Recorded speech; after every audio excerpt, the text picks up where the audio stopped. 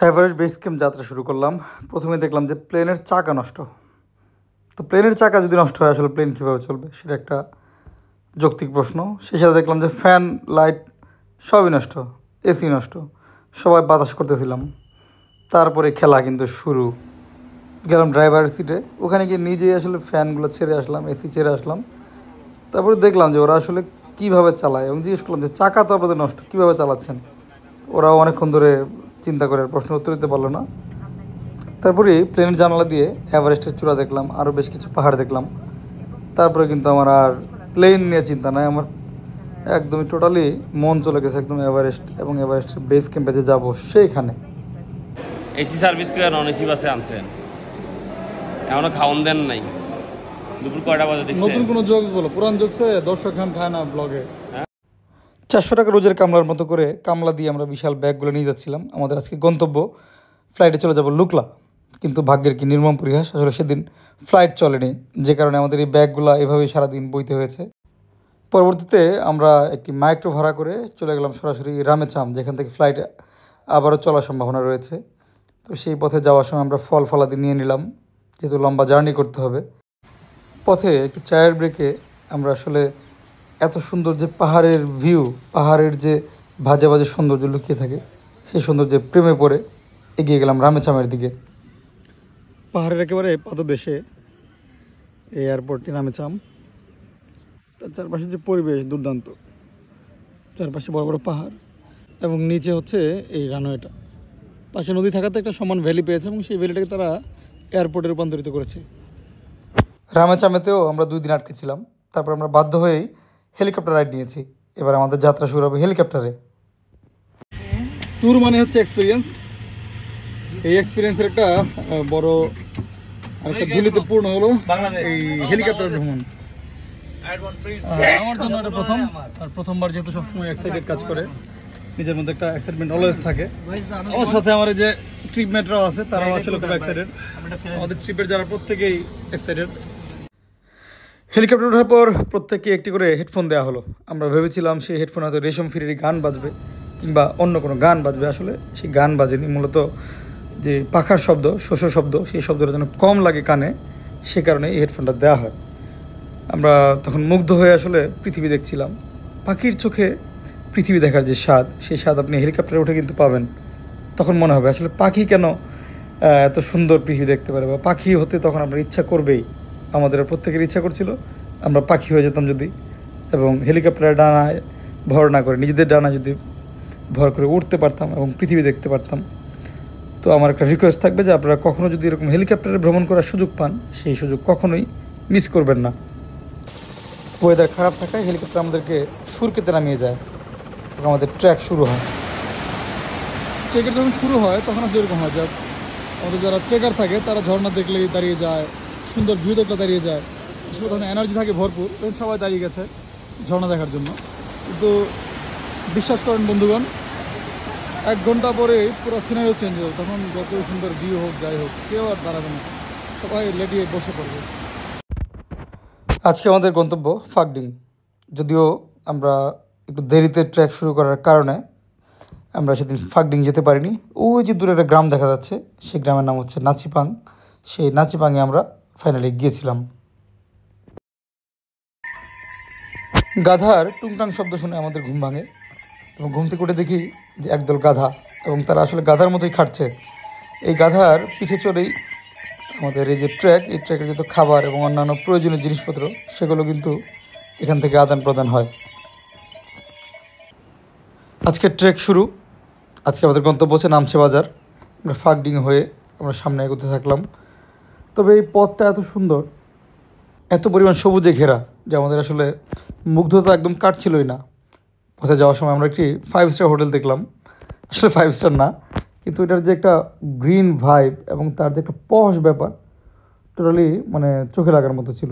এই পুরো ট্রেকে আমরা এরকম আর পাইনি। আমরা হচ্ছে একটু আগে ফাগডিং পার হলাম। এই ট্রেকে সুন্দর সুন্দর আসলে গ্রাম দেখা যায়। মানে এই যে গ্রামটা দুর্দান্ত, একপাশে নদী আর ঘরগুলো কি গোছানো, কি সুন্দর, দৃষ্টিনন্দন। এবং ট্র্যাকটা একদমই মানে বুনো পাহাড়ি ট্র্যাক, প্রচুর গাছপালা আছে তো এভারেস্ট বেস ক্যাম্পের রুটে একটা জিনিস ভালো লাগছে যে প্রচুর গাছপালা। যে পথে কোনো গাড়ি চলে না সেই পথে আমরা রীতিমতো সুপার শপ পেয়ে গিয়েছিলাম।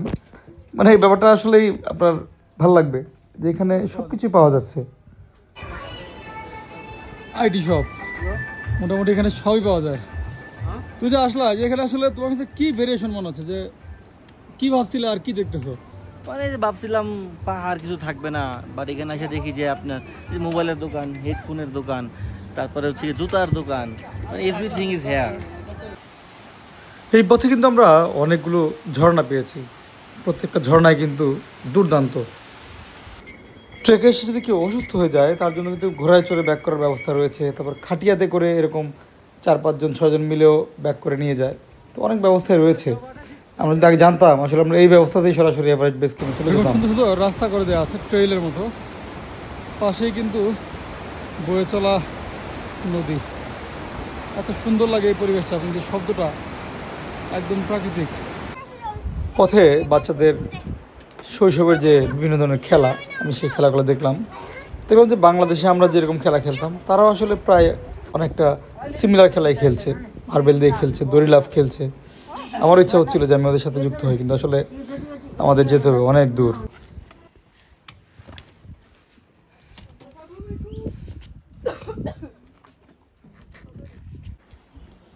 আমরা চলে আসছি সাগরমাথা ন্যাশনাল পার্ক।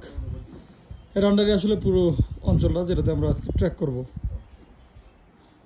তার আগে এখানে একটা চেকপোস্ট আছে এবং এই জায়গা থেকে পারমিশন নিতে হয়। সার্কভুক্ত দেশ যারা তাদের জন্য 3500 রুপি, এবং সার্কের বাইরে যারা তাদের জন্য 6000 রুপি। এক্ষেত্রে আপনার শুধু পাসপোর্ট লাগবে। সাগরমাথা ন্যাশনাল পার্ক, সেই পার্কের গেট দিয়ে আমরা প্রবেশ করলাম এবং এখান থেকে মূল যে ট্র্যাক সেই ট্র্যাক শুরু। এবার বেস ক্যাম্প রুটে এটা হচ্ছে হিলারি ব্রিজ, জোড়া ব্রিজ আর কি। তার মধ্যে একটা ব্রিজ থেকে কিন্তু বাঞ্জি জাম্পিং হয়, যে বাঞ্জি সেটা দেখতে পাচ্ছি আমরা। এই যে ব্যাগটা, এটার ওজন হচ্ছে 55 কেজি। একটা মানুষ, তার ওজন আসলে খুব বেশি হবে না, 55 থেকে 60 কেজি হবে। এই মানুষটা 55 কেজি কাঁধে করে নিয়ে যাচ্ছে সেই নামছে বাজারে। আমরাও একই পথ ধরে নামছে বাজারে উঠেছি এবং আমার কাছে এই ট্রেকে সবচেয়ে বেশি হার্ড লেগেছে নামছে বাজারে ওঠার যে রাস্তাটা। একসময় হাঁটতে হাঁটতে অন্ধকার হয়ে গিয়ে যখন আমরা নামছে বাজারের আলো দেখতে পেয়েছি, আমার কাছে মনে হয়েছিল আমি তৎক্ষণাৎ আসলে এভারেস্ট জয় করে ফেলেছি। মানে ওই অনুভূতি প্রকাশ করার মতো না। আমার কাছে ওই দিনের মতো মনে হচ্ছিল যে আমার জীবনের শ্রেষ্ঠ অর্জন, আমি এভারেস্ট বেস ক্যাম্পে পৌঁছে গেছি, এভারেস্টে পৌঁছে গেছি, কিংবা আরও যদি কোনো পাহাড় থাকে সব পাহাড়ে পৌঁছে গেছি। এবার বলছি নামছে বাজারের কথা। নামছে বাজার কিন্তু খুবই প্রাকৃতিক একটা জায়গা ছিল।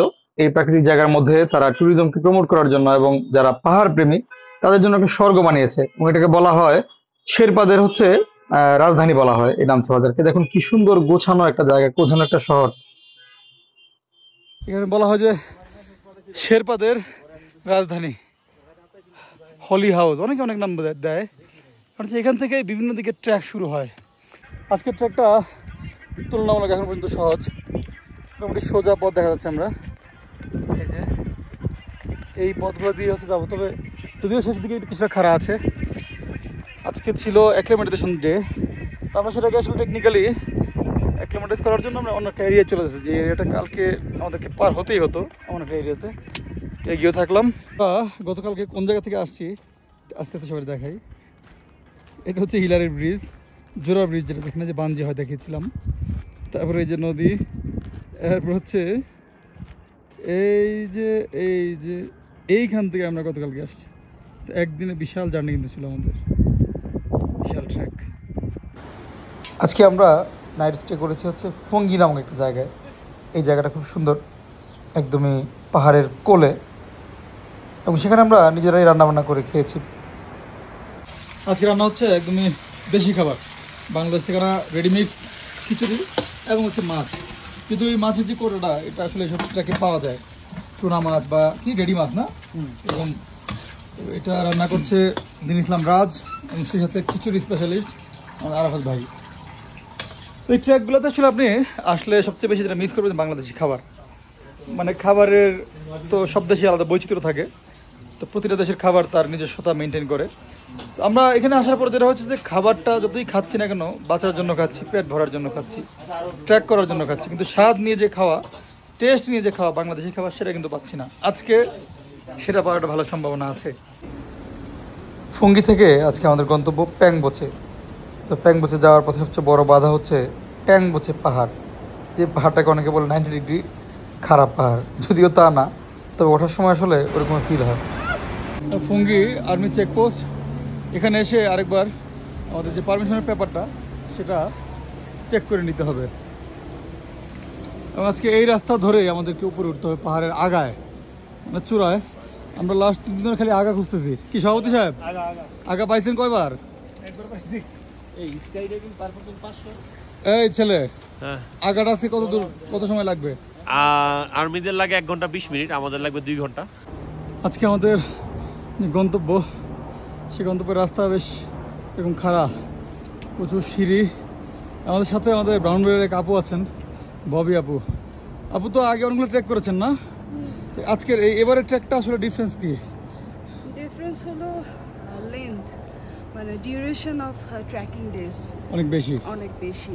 রাইট, অন্যগুলো ছিল 7 থেকে 10 দিন, এবারে প্রায় 18-17 দিন। হ্যাঁ, লাস্ট টাইম করেছিলাম ল্যাংটাং।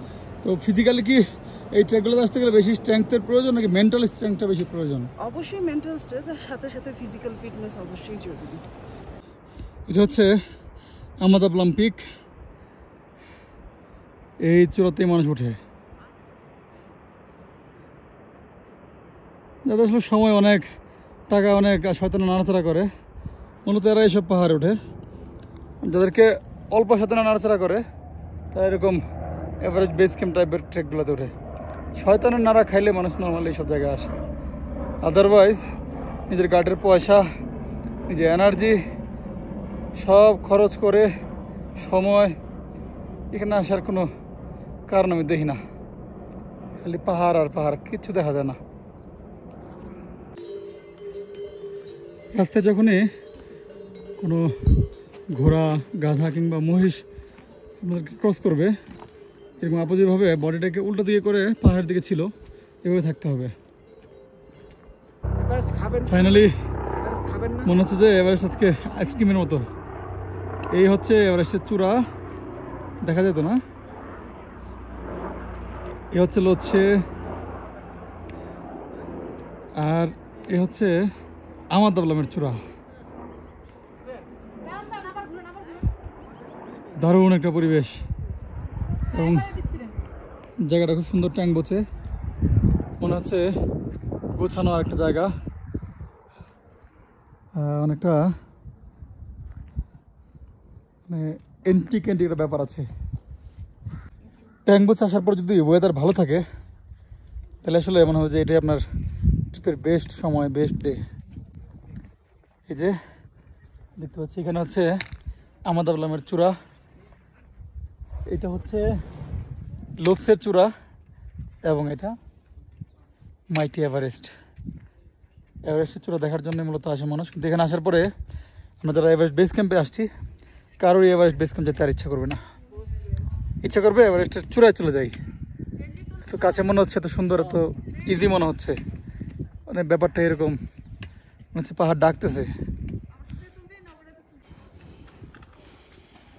মেনু কার্ড নিয়ে আসছিল, কী খাবো, চা, কফি, চাউমিন, পাস্তা, মোমো, না করে দিছি। এভারেস্ট খাবো, লোচ্ছে খাবো, আমাদাবলাম খাবো।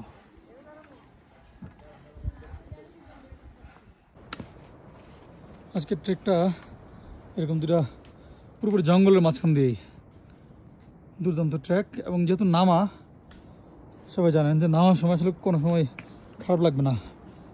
নেমে নেমে যদি এভারেস্টের চূড়া যাওয়া যেত তাহলে অন্তত 150 বার এভারেস্ট জয় করতাম আমি, কিন্তু এভারেস্ট উঠতে হয়, সেজন্য আপাতত চিন্তা বাদ দিলাম। আজকে রুট হচ্ছে প্যাংবোচে। আমরা প্যাংবোচের থেকে এভারেস্ট, লোৎসে এবং আমাদাবলাম দেখে নামলাম, যাচ্ছে হচ্ছে প্যাংবোচে। প্যাংবোচে যাওয়ার রাস্তাটা মোটামুটি আসলে এরকম, তবে ভেরিয়েশন আছে প্রচুর। মাঝখানে আমরা জঙ্গলের মাঝখান দিয়ে হেঁটেছি কিছুক্ষণ, এখন আবার সোজা রাস্তা দেখতে পাচ্ছি, আবার নামা ওঠা, মানে পাহাড়ে সোজা রাস্তা বলতে কোনো শব্দ নাই আসলে। একবার নামবো একবার উঠবো।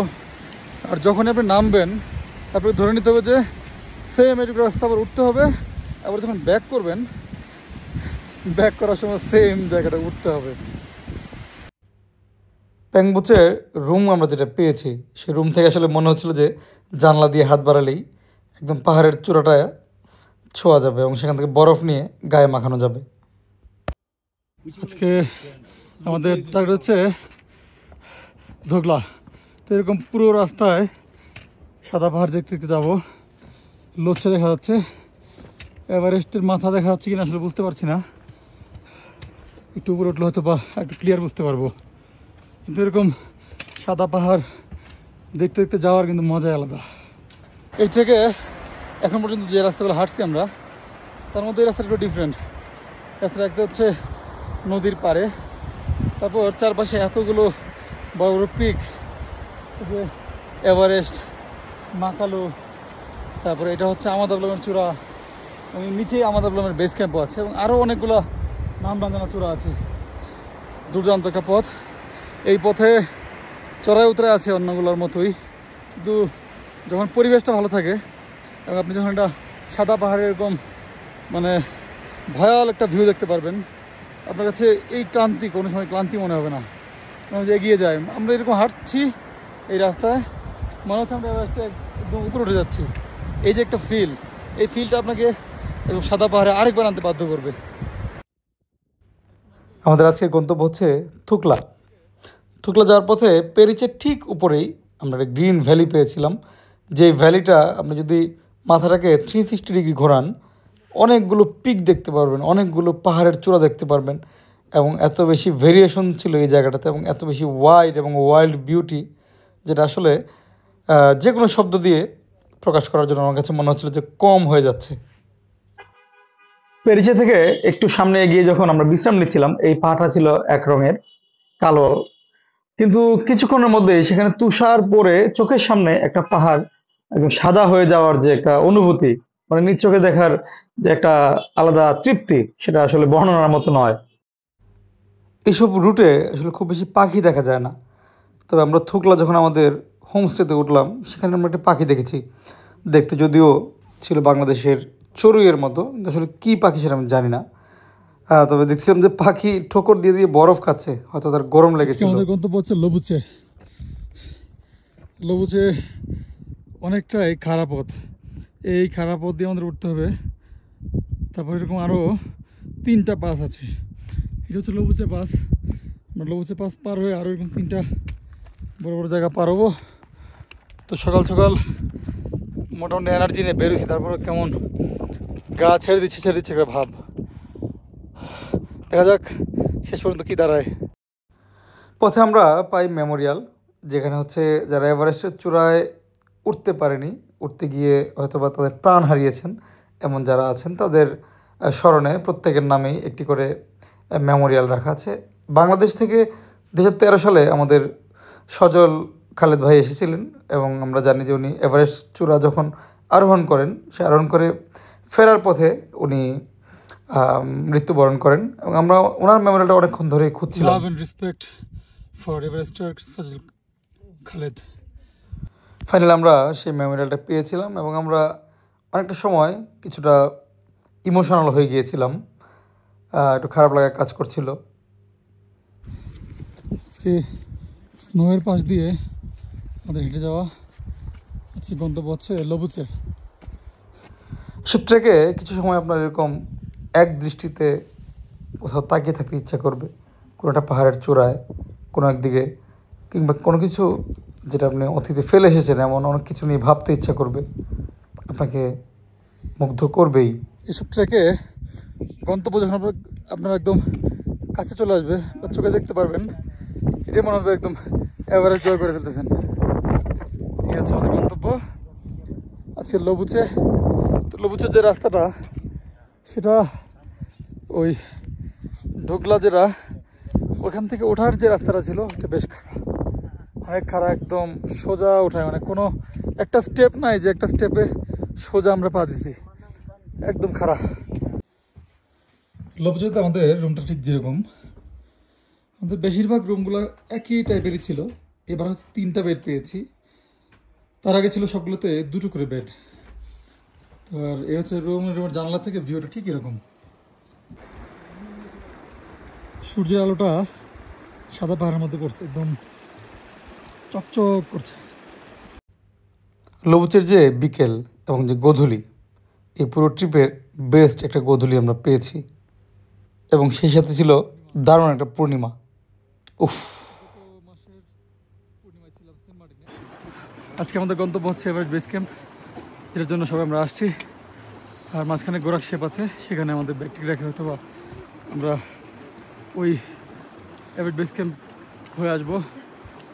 যে পরিবেশ, এই পরিবেশ এমনিতেই ইন্সপায়ার করে মানুষকে, আরও হাঁটো, আরও আগাও। আমরা এই ইন্সপায়ারেশনে এতটুকু চলে আসছি। এখন সন্ধ্যার মধ্যে হয়তো বা এভারেস্ট বেস ক্যাম্প দেখে চলে আসতে পারবো, যে সবাই ঠিকঠাক থাকি আর কি।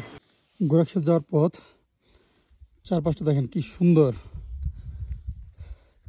এত সুন্দর সুন্দর সাদা পাহাড়, সূর্যের আলো পরে মায়াবী রূপে আবর্তিত। এই ট্রেকগুলোয় আসলে হাঁটতে একটু কষ্ট হয়, কিন্তু যখনই এরকম ভালো ভালো ওয়েদার বা ভিউ দেখা যায়, পুরো চেহারা চেঞ্জ হয়ে যায়। তো টোটাল যে চেহারা আমাদের, ওটা 8 তারিখের সাথে 24 তারিখ মিলালি দেখা যাবে কীরকম চেঞ্জ হয়েছে। যাই হোক, আজকের যে পথটা এখন পর্যন্ত ভ্যালির মতো ছিল, গ্র্যাজুয়ালি আপ। তো সামনে একটা অনেক বড় খাড়া দেখা যাচ্ছে, সম্ভবত এটাই আমাদের গোরাক শেপ যাওয়ার একদম সর্বোচ্চ খাড়া জায়গাটা। এটা পার হতে পারলেই এভারেস্ট বেস ক্যাম্প পৌঁছে গেছি। মনে হচ্ছিল যেন একটা বরফ কলে চলে আসছি। ডানে বায়ে সামনে পেছনে সব দিকেই বরফ। আহা, সেই বরফ ভেদ করে আমরা আগাচ্ছি, ডানে বায়ে বরফ। এইসব জায়গাতে গ্লেশিয়ার জমা হয়ে যায়, মানে অনেক দিনের যে পুরাতন বরফ অনেক দিন ধরে জমতে জমতে একটা শক্ত আবরণ তৈরি হয়ে যায়। সব জায়গাতে খুব পিচ্ছিল হয়ে যায়, তখন সাবধানে পথ পেরোতে হয়। এই হচ্ছে গোরাক শেপ। আজকে আমরা রাত এখানে থাকবো, কিন্তু আমরা কিছুক্ষণ পরেই এভারেস্ট বেস ক্যাম্পের জন্য যাত্রা করব। চারপাশে হচ্ছে ফুল একদম বরফ, গ্লেশিয়ার, একদম যেন মনে হচ্ছে ফ্রিজের মাঝখানে আছি আমরা। ফ্রিজের মধ্যে যেরকম ফিল, এরকম ফিল লাগতেছে। এখন মাইনাস কত আছে বলতে পারছি না, কারণ সব একদম বরফে ঢেকে আছে। টি হাউসে বিশ্রাম নিলাম কিছুক্ষণ, তারপর আমরা কিছু খাবার দাবার খেয়ে চিন্তা করলাম যে আজকেই এভারেস্ট বেস ক্যাম্পে চলে যাব, এবং সেদিকে যাত্রা শুরু করলাম। এত সাদা পাহাড়ের মাঝখানে আমাদের চোখে পড়লো একটি ছোট পুকুর। তো আমরা যারা গ্রামে মাছ ধরেছি এক সময়, আমরা ভাবলাম যে এভারেস্ট বেস ক্যাম্প থেকে ফেরার সময় যদি তেলাপিয়া মাছ পাওয়া যায়, সেই মাছ আমরা এখান থেকে ধরে নিয়ে রাত্রে ভেজে খাবো। এখানটা হচ্ছে এভারেস্ট বেস ক্যাম্প। বেস ক্যাম্পে যাওয়ার রুট হচ্ছে এরকম ঠিক খারাপ একটা পথ, রিজ লাইনের মতো। এখান থেকে আমরা একদম এই যে সোজা পথে অনেক একটু এরকম উপর নিচ করতে করতে চলে এসেছি। আর হয়তো কিছুক্ষণ সময় আছে। চারপাশে বরফ, বরফ আচ্ছাদিত পাহাড়। আসলে এরকম সময় কথা বলা যায় না, কথা জড়িয়ে আসে আর খুবই ক্লান্ত লাগে। এই খাড়াটা বেয়ে নামলেই এভারেস্ট বেস ক্যাম্প, সেটার জন্য আমরা আসছি।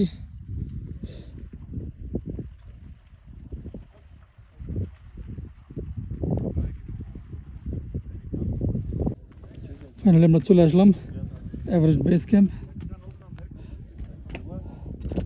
দুর্দান্ত দুর্দান্ত অনুভূতি।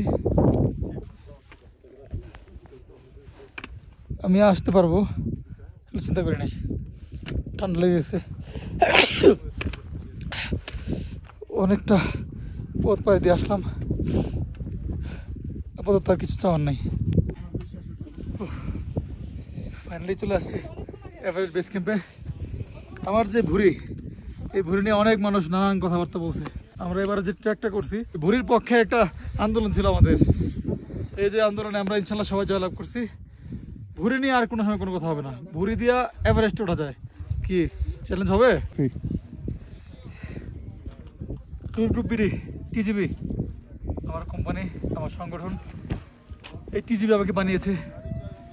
মানে এভারেস্ট বেস ক্যাম্পের মতো জায়গায় আসলে আমি আসতে পারবো এটা আমার কখনো চিন্তার মধ্যে ছিল না। তো টিজিবির প্রতি ভালোবাসা। মই বাত নহায়ুম গুসা করুম মোর মনত জ্বালা, বেগিনের বউ সুন্দর সুন্দর আর বউ হালা, ওরে হালা বোমরা আয়াজ ফুলের হরা, কলিত বই মুখ কানো লাগাইও, ইতা তুই আর ন জ্বালাইও ভ্রমরা, ইতা তুই আর ন জ্বালাইও। এভারেস্ট বেস ক্যাম্প থেকে এবার ফেরার পালা। যাওয়ার পথে আমাদেরকে এভারেস্ট আরও একবার তার সাক্ষাৎ দিল। আমরা এভারেস্ট দেখতে দেখতে আস্তে আস্তে চলে গেলাম আমাদের যে গোরাকশেপ আজকের হোমস্টে। আমরা যারা এই ট্রেক এসেছিলাম আমরা প্রত্যেকের নাম টি শার্টে লিখে সেটিকে এক জায়গায় সেটে দিয়েছি, এবং দেখতে পেলাম যে প্রায় অনেক দেশের পতাকা, অনেক দেশের বিভিন্ন মনুমেন্ট তারা এখানে এসে প্রতিস্থাপন করে গিয়েছে। যারা এভারেস্ট বেস ক্যাম্পে গিয়েছে এটা একটা স্মৃতিস্বরূপ আমরাও বাংলাদেশের পতাকা এবং আমাদের যারা যারা আমরা এসেছি তাদের নামগুলো এক জায়গায় এনলিস্ট করে গিয়েছি। হয়তো আপনারা যখন কেউ এখানে যাবেন আমাদের বাংলাদেশিদের নামগুলো এবং পতাকাটা দেখতে পাবেন। আজকে গন্তব্য হচ্ছে ফুঙ্গি, অনেকটা দূর বলা যায়। আমি সবার আগে নেমে গেছি, এর কারণ হচ্ছে যে গতকাল রাতে আমি একটু অল্টিটিউড সিকনেস ফিল করছি, প্রচণ্ড মাথা ব্যথা ছিল। 12টা 1টা থেকে 1-1.5 ঘন্টা একদম কন্টিনিউয়াস কিছুক্ষণ বসেছিলাম, হাঁটাহাঁটি করলাম, ওয়াশরুমে গেলাম, নিজেকে হালকা করার চেষ্টা করলাম, তারপরে কিছুটা ওকে হলো। সকালবেলা ঘুম থেকে ওঠার পরে আবার একটু ব্যথা, তো ভাবলাম যে আমি একটু আগে নেমে যাই। অল্টিটিউড সিকনেসের একটাই মাত্র সমাধান, আমাকে নিচে নেমে যেতে হবে। আমার সেরকম সিভিয়ার সিকনেস না হলেও মাথা ব্যথা ভালোই ছিল, তো আমি আর রিস্ক নিই নাই। তারপরে তো বের হয়ে আসলে এত সুন্দর পরিবেশ দেখতেছি, অল্টিটিউড সিকনেস বা মাথা ব্যথা অনেকটাই কমে গেছে। আর নিয়মটা হচ্ছে নেমে যেতে হবে, নেমে গেলে আপনার শরীর অনেকটা রিকভার করে ফেলবে। হাঁটতে হাঁটতে যখন গন্তব্য দেখা যাবে তারপর চাল এরকম হবে। চলে এলাম ফুঙ্গি। সেখানে এসেই যেহেতু সময় হাতে আছে আমরা কিছু খেলাধুলা করলাম, ক্যারাম বোর্ড খেললাম, কার্ড খেললাম, বা কেউ অন্যভাবে গল্প করে সময় কাটালাম। খেলা এখনো শেষ হয় নাই। চলে যাওয়া মানে প্রস্থান নয়, নয় বন্ধন ছিন্ন করা। চলে গেলে আমারও কিছু থেকে যায়, এরকম কী কী কথাবার্তা আছে এই ট্যুরে খেলে এটাই মনে হচ্ছে। শেষ হয়ে হচ্ছে না শেষ, ছোটো গল্পের মতো। অন্নপূর্ণা বেস ক্যাম্পে যখন গিয়েছিলাম সোজা উঠছিলাম, সোজা নেমে গেছি, শেষ। এখানে কোনো গ্রামার নাই, একটু বেরোশিক টাইপের পাহাড়। তাহলে যখন ট্যাঙ্ক বুঝে উঠতেছিলাম খুব ফেটে গেছে সবার। আবার ট্যাঙ্ক বুঝে থেকে যখন নামলাম আমরা ফুঙ্গি থাঙ্গে, একদম খারাপ। সো আবার এখন যে খারাপ পথ বেয়ে উঠতেছি তো উঠতেছি, শেষ হচ্ছে না। মানে এভারেস্ট বেস ক্যাম্প একদম শেষ পর্যন্ত আমাদেরকে মনে রাখাবে আর কি, যে আসছিলাম কোনোদিন এভারেস্ট বেস ক্যাম্পে। তো আমার একটা কথা থাকবে সবার প্রতি, যারা এভারেস্ট বেস ক্যাম্পের মতো জায়গাগুলোতে আসার প্ল্যান করবেন, অবশ্যই ফিটনেস একটা বিশাল ব্যাপার। কন্টিনিউ 12-13 দিন ধৈর্য ধরে রাখা, ফিটনেস ধরে রাখা একটা বিশাল ব্যাপার। সহজ মনে করা কোনোভাবেই যাবে না। বিগিনার, আমি তো আসলে একদম বিগিনার ট্রেকার, কখনো কোনো পিকে যাই নাই, ওইরকম এখনও প্ল্যান করি নাই। তো এই Annapurna region, Everest base camp region, এই রিজিয়নগুলোতে হাঁটাহাঁটি করেছি, ভালো লাগছে। কিন্তু আমরা তো বিগিনার যারা, তাদের অবশ্যই ফিটনেস নিয়ে চিন্তা ভাবনা করতে হবে এবং ফিটনেস ঠিক করে আসতে হবে, নাহলে বিপদে পড়তে হবে এবং টিমের সবাইকে বিপদে ফেলতে হবে। আমাদের ট্র্যাক প্রায় শেষের দিকে। এরকম হুটহাট পাহাড়ের ভাজে ভাজে যে আমরা সারপ্রাইজ পাচ্ছি, সাদা পাহাড়ের সারপ্রাইজ, সেগুলো হয়তো শেষের দিকে। জোতালের গেস্ট হাউস এবং রেস্টুরেন্ট, কি নাম? Everest guest house. Everest guest হাউসের তেনজিং। যখন ও হচ্ছে একটা নেপালের পতাকা আঁকছিল, কোন দিকে নেপালের, ওয়ার ইজ দ্য নেপাল, নেপালের পতাকা। তখন সে জিজ্ঞেস করলো আমি কোন দেশের, বাংলাদেশ বলার পরে সে বাংলাদেশের পতাকা আঁকতেছে। টোটালি অ্যামেজিং, এবং সাথে আমিও, এটা নাকি আমি এ কোন ওইছি, হ্যাঁ তারা খুবই আন্তরিক।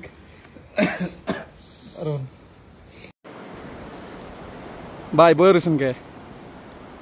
তুমি যে ক্ষতি কর লাই আমার, তুমি যে ক্ষতি কর লাই আমার, আল্লাহ করবে তোমার বিচার, আমার আল্লাহ করবে তোমার বিচার। আল্লাহ রে। আগের রাতে ফাগডিং থেকে আমরা আজকে চলে এলাম লুকলায়। লুকলার যে পরিবেশ, লুকলার যে চেহারা, এটা দেখার পরে আসলে আপনি মুগ্ধ হয়ে যাবেন। মনে হবে যে একদমই সিভিলাইজড কোনো একটা শহর, অথচ এখানে কোনো গাড়ি চলে না, কোনো মালামাল আনার জন্য আসলে ভালো কোনো ভেহিকেল নেই। সব কিছুই কিন্তু চলে আসে ঘোড়ার বা গাধার পিঠে করে। চিন্তা করা যায় ঘোড়া বা গাধা মিলে হচ্ছে একটা জায়গাকে এত সুন্দর গুছিয়ে ফেলছে, আমরা আসলে এতগুলো মানুষ থেকেও পারলাম না। মনের দুঃখে গান গাইলাম আর কি। একটু ভালো করে বাঁচবো বলে আর একটু বেশি রোজগার, ছাড়লাম ঘর আমি, ছাড়লাম ভালোবাসা আমার, নীলছে পাহাড়, পারলো না কিছুতেই তোমার কলকাতা আমাকে ভুলিয়ে দিতে, পাহাড়ি রাস্তার ধারের বস্তির আমার কাঞ্চনকে, কাঞ্চন ঘ্যানা কাঞ্চন ভর, কাঞ্চন জঙ্ঘা কাঞ্চন মন। গান গাইতে গাইতে চলে আসলাম আমরা লুকলা এয়ারপোর্ট। লুকলা এয়ারপোর্ট দেখে আসলে প্রথমে মনে হলো এটা একটা সিএনজি স্ট্যান্ড, মানে এলাকার সিএনজি স্ট্যান্ডগুলো এর চেয়ে বড় হয়। মানে সেটা তখন আমরা বুঝতে পারলাম যে এখানকার যে পাইলট তারা কতটা দক্ষ হলে এরকম একটা ছোট্ট রানওয়েতে তারা বিমানটাকে ল্যান্ড করাচ্ছে, বিমানটাকে উড্ডয়ন করাচ্ছে। এবং সেই সাথে কিন্তু হেলিকপ্টারও কিন্তু এই জায়গায় আসে, হেলিকপ্টারের জন্য একই জায়গা, একই এয়ারপোর্ট, এবং সেই জায়গাটাও খুবই কনজাস্টেড, খুবই ছোট। গরিবের সুপারম্যান প্যান্টের উপর যাইঙ্গা। ট্রেক শেষ, এবারকার মতো আমরা বিদায় নিচ্ছি। আমাদের এখন এখান থেকে চলে যাব সরাসরি কাঠমান্ডুতে, এবং সবাই খুবই উৎফুল্লিত, উদ্বেলিত, আরও কী শব্দ বলা যায় সেটা। তবে মন কিন্তু খারাপও লাগছিল যে আমরা চলে যাচ্ছি, আমাদের ট্রেক শেষ। এবং এই যে বিমানটা দেখতে পাচ্ছেন, অনেকে হয়তো বা কোস্টার বাস ভেবেছেন, এটা কিন্তু সেই বিমান।